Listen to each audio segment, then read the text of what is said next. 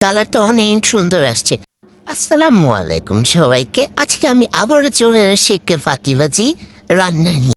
উপকরণ হিসাবে প্রথমত লাগবে আমাদের একটা কমন পানি, যে কোনো ব্র্যান্ডের সাদা কোল্ড ড্রিঙ্কস গুলো আপনারা নিতে পারবেন।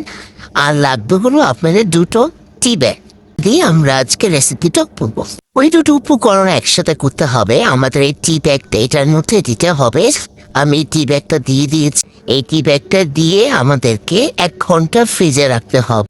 আর তৈরি হয়ে যাবে আমাদের ফাঁকিবাজি রান্না। অবশ্য আরেকটু উপকরণ লাগবে, সেটা আমি আপনাদেরকে পরে দেখাবো। চলে আসলাম 1 ঘন্টা পরে। কথা সেই উপকরণটা হলো লেবু। এই নিয়েছি গ্লাসের মধ্যে লেবুর রস। এখন আমরা এটার মধ্যে ওই ড্রিঙ্কসটা ঢালবো। তৈরি হয়ে গেল আমাদের লেমন টি। না, কালারটা অনেক সুন্দর আসছে। কেউ বলবে এইটা কোল্ড ড্রিঙ্কস দিয়ে বানানো। আসেন আপনাদের সাথে চেয়ার্স করে এটা খাই। সত্যি অনেক মজা। চায়ের একটা ফ্লেভার পাওয়া যাচ্ছে, লেবুর একটা টক টক স্বাদ পাওয়া যাচ্ছে, আর একটা নির্দিষ্ট একটা স্বাদ আছে। সো এটা আমি বুঝাইতে পারবো না। আপনার যদি বাড়িতে এটা করে খান, তাহলে এটার স্বাদটা আপনারা আসলে বুঝতে পারবেন কেমন। আমাকে খেয়ে নিন। খুব রিফ্রেশিং।